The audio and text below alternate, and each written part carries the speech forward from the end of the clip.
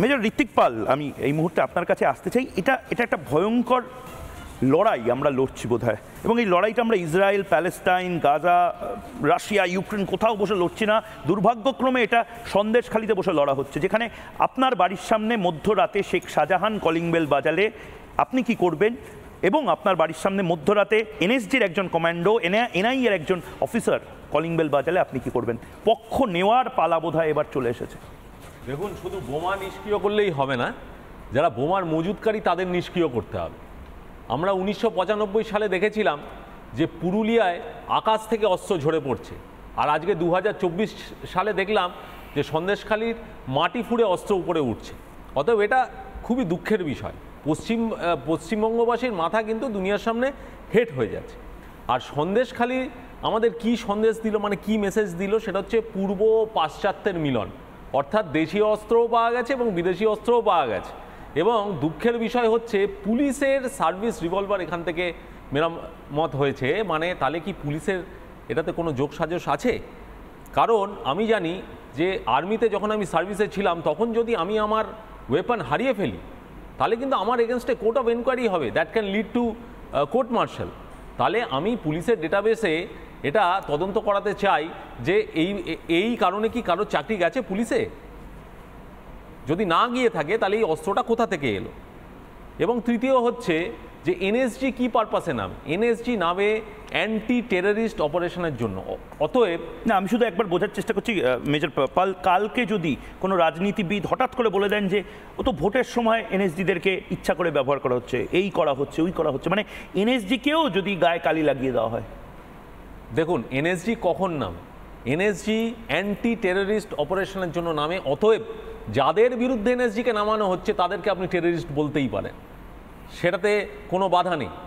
অতএব যাদের সন্ত্রাসমূলক কার্যকলাপ আছে তাদের এগেনস্টেই কিন্তু এনএসজি নামে, যেরকম আমরা দেখেছি মুম্বাইতে তাজ হোটেলে, আমরা দেখেছি গুজরাটে অক্ষরধাম মন্দিরে, এবং পশ্চিমবঙ্গে সন্দেশখালিতে দেখছি। এবং লজ্জায় আমাদের মাথাটা হেট হয়ে যাচ্ছে যে পশ্চিমবঙ্গে যেমন সন্ত্রাসবাদীদের চাষ হচ্ছে, সেরকমই শাহজাহানের ভেড়িতে মাছের চাষ না হয়ে অস্ত্রের চাষ হচ্ছে, এবং ইটভাটায় ইট তৈরি না হয়ে অস্ত্র তৈরি হচ্ছে। এটা খুবই দুঃখের বিষয়। কারণ এই বাংলাদেশ থেকে এই যে শাহজাহানের মতো অনুপ্রবেশকারীরা, যাদের 10th মার্কশিট হচ্ছে বাংলাদেশের স্কুলের, তাদেরকে নিয়ে আসা হচ্ছে। এবং মানব পাচার, মাদক পাচার সব মিলিয়ে এটা একটা 80 দশকের কাশ্মীর মডেল হয়ে গেছে। যখন এই কাশ্মীর যে জ্বলছে, তার আগে কিন্তু ইন ফেজেস ধাপে ধাপে অস্ত্র ঢোকানো হয়েছিল। না, তাহলে যদি এই জিনিস যদি রাজীব কুমার উপস্থিত ছিলেন সন্দেশখালিতে, সুপ্রতিম সরকার উপস্থিত ছিলেন, বিভিন্ন টপ পুলিশ অফিসাররা উপস্থিত ছিলেন সন্দেশখালিতে, তারা যদি এই ধরনের অস্ত্র ভাণ্ডার বের করতে না পারে, এই নেক্সাসগুলোকে তারা যদি সামনে না আনতে পারে, তার মানে তো এটা মানতে হবে যে পুলিশ ব্যর্থ মানে রাজ্য সরকার ব্যর্থ। সেই ব্যর্থ রাজ্য সরকারকে নিয়ে আমরা কেন এগোবো, যেখানে জাতীয় নিরাপত্তা এখানে বিঘ্নিত হতে পারে? এবং সেই জন্যই তো বাইরে থেকে কেন্দ্রীয় সংস্থা, সমস্ত এজেন্সিকে বারবার ঢুকতে হচ্ছে। আর ঢুকলেই বলছে দেখছো, মানে এটা আমাদের বিরুদ্ধে একটা পলিটিক্যাল ভেন্ডেটা হচ্ছে। দীপাঞ্জন চক্রবর্তী হাত তুলছেন, ডেপুটি কমান্ড্যান্ট চক্রবর্তী, সংক্ষেপে। আমি খুব সংক্ষেপে বললাম। তুমি যে কথাটা বললে, এটা অলরেডি আমি একটি চ্যানেলে ছিলাম, সেখানে ওই কি স্কোয়ার ফিট একটি নামের লোক আছে, একটি প্রাণী, তিনি এক্স্যাক্টলি এই কথাটা বলছেন যে ক্রোনোলজি দেখতে হবে, ভোটের আগে এনএসজি, এবার এনএসজিকেও কালিমালিপ্ত করেছে। সে যা জবাব দেওয়ার আমি দিয়েছি। তো এই শেয়ালের হুক্কা হওয়া শুরু হয়ে গিয়েছে। তোমাদের জানিয়ে দিতে চাই, এনএসজি জানে এই সমস্ত রাষ্ট্রবিরোধী প্রাণীগুলোকে কি করে ডিল করতে হয়, এবং সেটা আমরা করে দেখাবো। ওভার টু ইউ মো। আমি এই মুহূর্তে বাকিদের কাছে আসবো, কিন্তু এই মুহূর্তে যে ব্রেকিং এর কথা বারবার বলা হচ্ছিল, সেই ব্রেকিং এই মুহূর্তে একবার বাংলার মানুষকে শুনিয়ে দিতে চাই। সন্দেশখালিতে যে তল্লাশি হয়, বিপুল অস্ত্র, সিবিআই যে প্রাথমিকভাবে যে অস্ত্রগুলো তারা উদ্ধার করে, তার মধ্যে থেকে একটি পুলিশের রিভলভারও রয়েছে, কোল্ট রিভলভার এই মুহূর্তে রয়েছে। কিভাবে পুলিশের রিভলভার এলো সন্দেশখালিতে তা নিয়ে উঠছে প্রশ্ন। উদ্ধার করা হয়েছে একটি বিদেশি পিস্তলও, কিন্তু পুলিশের সরকারি রিভলভার কি করে এলো তা নিয়ে উঠছে প্রশ্ন। এটা কি ছিনতাই হয়ে গেছিল? না, কোনো পুলিশ অফিসার রেখে গেছিল শেখ শাহজাহানের ঘনিষ্ঠের বাড়িতে। এটা নিয়ে খুব বড় প্রশ্ন এই মুহূর্তে গোটা বাংলা জুড়ে। সৈকত এই মুহূর্তে একাধিক ব্রেকিং নিউজ দিচ্ছে। সৈকত এই মুহূর্তে আমাদের প্রতিনিধি রয়েছে। সৈকত, আর কি জানতে পারছো তুমি?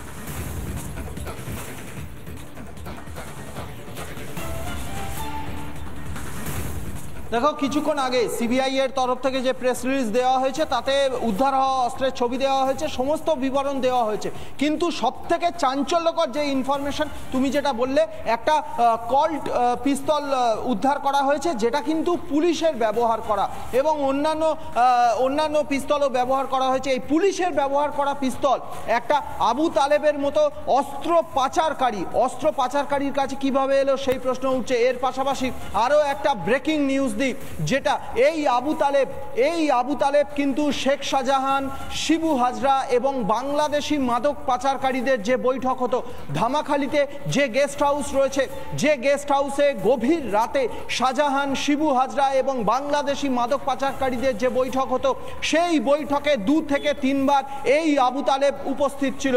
বাংলাদেশি মাদক পাচারকারীদের সঙ্গে শেখ শাহজাহান, শিবু হাজরা, অত্যন্ত উদ্বেগজনক একটি খবর বলছো তুমি। তার মানে ধামাখালীর গেস্ট হাউসে গভীর রাতে যে বৈঠকের খবর সূত্র মোতাবেক আমরা পাচ্ছি, সেখানে বাংলাদেশি মাদক এবং অস্ত্র পাচারকারীদের সঙ্গে বৈঠক হতো এই আবু তালেবের, বৈঠক হতো শিবু হাজরা, শেখ শাহজাহানেরও।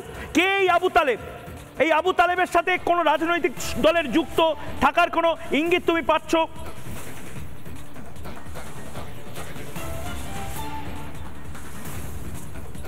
একদমই রাজনৈতিক দলে যুক্ত থাকার ইঙ্গিত নয়। আজকের সিবিআই যে প্রেস রিলিজ দিয়েছে তাতে একেবারে স্পষ্ট করে বলে দিয়েছে close associate of Sheikh Shahjahan. এবং শেখ শাহজাহান কিন্তু আদ্যপান্ত একজন পলিটিক্যাল ব্যক্তি। শেখ শাহজাহান সন্দেশখালীর তৃণমূলের বলতে গেলে একেবারে মাথা। শেখ শাহজাহান সন্দেশখালী তৃণমূলের জেলা পরিষদের সদস্য, সন্দেশখালী তৃণমূলের মাথা। সেই তৃণমূলের মাথা শেখ শাহজাহানের ক্লোজ অ্যাসোসিয়েট এই আবু তালেব। আজকের সিবিআই সেটা একেবারে স্পষ্ট করে দিয়েছে। অর্থাৎ এই আবু তালেবের সঙ্গে রাজ্যের শাসক দলের যারা সন্দেশখালী এলাকার যারা মাথা, তাদের ঘনিষ্ঠ যোগাযোগ একেবারে স্পষ্ট হয়ে গিয়েছে। একদম সৈকত, তুমি আমাদের সঙ্গে থাকো, আমি এক এক করে প্রতিক্রিয়া নিয়ে নিই। এই মুহূর্তে বিজেপি প্রতিনিধি অর্চনাদি রয়েছেন। অর্চনাদি, এটা কি দেশের বিরুদ্ধে একটা লড়াই, একটা যুদ্ধ ঘোষণার ইঙ্গিত ছিল এই শাহজাহানদের, এবং শাহজাহানদেরকে প্রোটেকশন দেওয়ার জন্য কিছু রাজনৈতিক দলের নেতারাও হয়তো আজীবন প্রায়শ্চিত্ত করবে এই ভুলগুলো, তারা যে মারাত্মক ভুলগুলো রাজনীতি করতে গিয়ে তারা করেছে? দেখুন, সন্দেশখালীতে 2 বছর ধরে কাজ করছি গ্রাউন্ডে, সেই হিসেবে আমি খুব প্রত্যক্ষভাবে দেখেছি শাহজাহানের প্রত্যক্ষ যোগাযোগ এই বিভিন্ন ধরনের উগ্রপন্থী সংগঠন বা আমাদের বাংলাদেশের পাচারকারী তাদের সঙ্গে।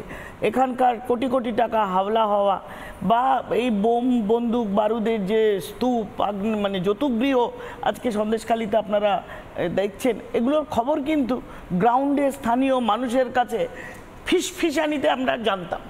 এবং এগুলো বললে থানা তো কোনো রকমের কোনো অভিযোগ নেবেই না, উল্টো যে মানুষটি বলতে যাবে সে মানুষটিকে মিথ্যে মামলায় জড়িয়ে দেওয়া হয় এবং পুরুষ ছাড়া করা হয় গ্রাম। আর যার পরিণাম আপনারা দেখেছেন আপনাদের সন্দেশখালীর যে প্রতিবাদ মহিলাদের। আমার 90-এর দশকের কাশ্মীরের কথা মনে হচ্ছে, ঠিক যেভাবে ইয়াসিন মালিক আমাদের এখানে শেখ শাহজাহান, ঠিক যেভাবে আপনি গিজা টিক্কুর কথা মনে আছে, সন্দেশখালীর মেয়েদের ঠিক এক অবস্থা। আপনি কি মানে এই যে আমাদের যে সরকার, তৃণমূলের সরকার, তারা ভালো ছেলে সমাজসেবী শাহজাহানকে কি জন্য এত আদরে রেখেছে, কি জন্য এত প্রোটেকশন, তার এত এই যে মানে বোমাবাজির কথা ছেড়েই দিন, তার যে দেশ বিরোধী সংগঠনের সঙ্গে তার যোগাযোগ সরাসরি, এটা প্রমাণিত, অথচ সরকার কান নেয় না।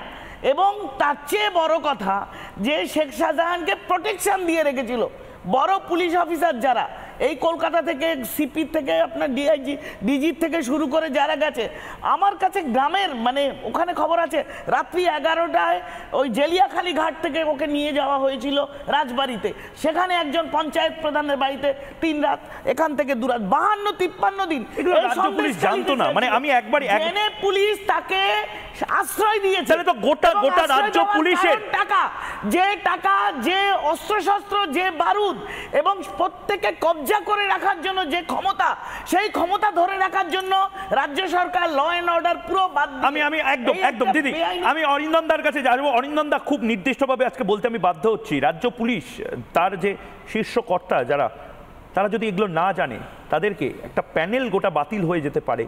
রাজ্য পুলিশের এই গোটা যে হায়ারকিটা রয়েছে তাদেরকে কেন সাসপেন্ড করা হবে না? এত বড় জিনিস এনএসজিকে ঢুকতে হলো, রাজ্য পুলিশের অফিসাররা কি করছিল? নাকে তেল দিয়ে ঘুমাচ্ছিল? ময়ূরবাবু, প্রথম আপনাকে অসংখ্য ধন্যবাদ জানাই যে আপনি অস্ত্রগুলো দেখাবার পরে যে ডেমনস্ট্রেশন দেওয়ার পরে বললেন এটা হচ্ছে গিয়ে সন্দেশখালির। যদি না বলতেন আমাদের ভারতের অন্যান্য স্টেটে মানুষগুলো জানতো এটা হচ্ছে গিয়ে কাশ্মীরে একটা অপারেশন হচ্ছে। আজকে আপনি যে আলোচনা করছেন সেটা হচ্ছে গিয়ে ন্যাশনাল সিকিউরিটি গার্ড, এই যে রোবটটা আপনারা দেখছেন, স্নিপার ডগ দেখছেন, কেন আজকে এসছে আপনারা যারা দর্শক তারা জানেন যে ন্যাশনাল সিকিউরিটি গার্ড 16ই অক্টোবর 1984-এ operation blue star Amritsar gold যে টেম্পলটা অপারেশন হয়েছিল সেইখানে থেকে আমরা জানি, প্লাস সন্দেশখালি ঘটনাটা জানছি আজকে কি in view of very emergent situation. আজকে সাধারণ মানুষের নিরাপত্তার কথা চিন্তা করছে না আজকে এই সরকার। আমি আপনাকে কেন বলছি, আমি আপনাকে ময়ূকবাবু বলছি যে গত কয়েকদিন আগে আপনি দেখুন ছত্তিশগড়ে আজকে স্টেট পুলিশ এবং বিএসএফ কি সুন্দর অপারেশন করে 29 জন আজকে মাওবাদীকে যদি হত্যা না করত right of private defence apply করে, তাহলে আজকে ইলেকশন কিন্তু আজকে ছত্তিশগড় হতে পারতো না। আর আজকে আপনারা কিছু হলেই খালি বলছে বিএসএফ বিএসএফ বিএসএফ। আমি আপনাকে একটা কথা বলছি, এই যে রিভলভারটা মিসিং হচ্ছে আপনারা বলছেন যে রিভলভারটা হচ্ছে গোল্ড অমুক টমুক হ্যান ফ্যান, নিশ্চয়ই রিভলভার যদি পুলিশ সার্ভিসের হয় তাহলে নিশ্চয়ই কেস হবে, তা নিয়ে আর তদন্ত হবে। তাই না অরিন্দম, আমি একবার আমাকে পিসিআর থেকে বলছি আরেকটা বড় খবর এই মুহূর্তে এক এক করে আইডেন্টিফাই হচ্ছে পিস্তল যেগুলো বা বন্দুক যেগুলো পাওয়া গেছে। এই মুহূর্তে যে খবর পাওয়া যাচ্ছে সন্দেশখালীতে উদ্ধার একটি গ্লক পিস্তলও। সাপুরজি শুট আউটে যে ধরনের পিস্তল ব্যবহার করেছিল দুষ্কৃতীরা বা যারা পাঞ্জাব থেকে যে টেররিস্টরা এসেছিল তারা যে পিস্তল ব্যবহার করেছিল সেই একই ধরনের পিস্তল গ্লক পিস্তল উদ্ধার হয়েছে। গ্লক পিস্তল ছাড়াও উদ্ধার একাধিক বিদেশি আগ্নেয়াস্ত্র। এই বিদেশি আগ্নেয়াস্ত্র বারবার যে কথাটা বলা হচ্ছে সূত্র মোতাবেক আমরা জানতে পাচ্ছি বার্মা হয়ে বাংলাদেশ হয়ে এখানে শেখ শাহজাহান একটা র্যাকেট তৈরি করেছিল। অরিন্দমদা, খুব সংক্ষেপে আমি জানতে চাইবো এই ধরনের যে নেক্সাস, নাকে তেল দিয়ে যদি সন্দেশখালী থানার পুলিশরা না ঘুমায় তাহলে তো অ্যাটলিস্ট একটা সিভিক ভলেন্টিয়ার পর্যন্ত জানতে পারবে, কেউ জানতে পারলো না। বাবু আপনাকে বলছি যে কয়লা পাচারে একজন পুলিশ ইন্সপেক্টর অশোক মিস্টার সে নীল গাড়ি করে টাকা নিয়ে চলে আসতো। যদি পুলিশ যদি আজকে হেল্প করে থাকে তাহলে এই জিনিসকে আজকে আমি আপনাকে একটা এক্সাম্পল দিন তো, 18/4/2024-এ শেক্সপিয়ার সম্মানিত হোটেলে আজকে কে ছিল? রাজারাম রেগি ছিল। আজকে পুলিশ কি সুন্দর অ্যাকশন করে কিসে র্যাডারের মাধ্যমে ধরে ফেললো যে অভিষেকের বাড়ির সামনে আজকে নেকি করছে এই করছে বলে বোম্বাই থেকে ধরে নিয়ে আজকে দীর্ঘদিন ধরে ওখানে আজকে এই ধরনের চলছে। আজকে সেটা আজকে পুলিশ কিছু করতে পারলো না।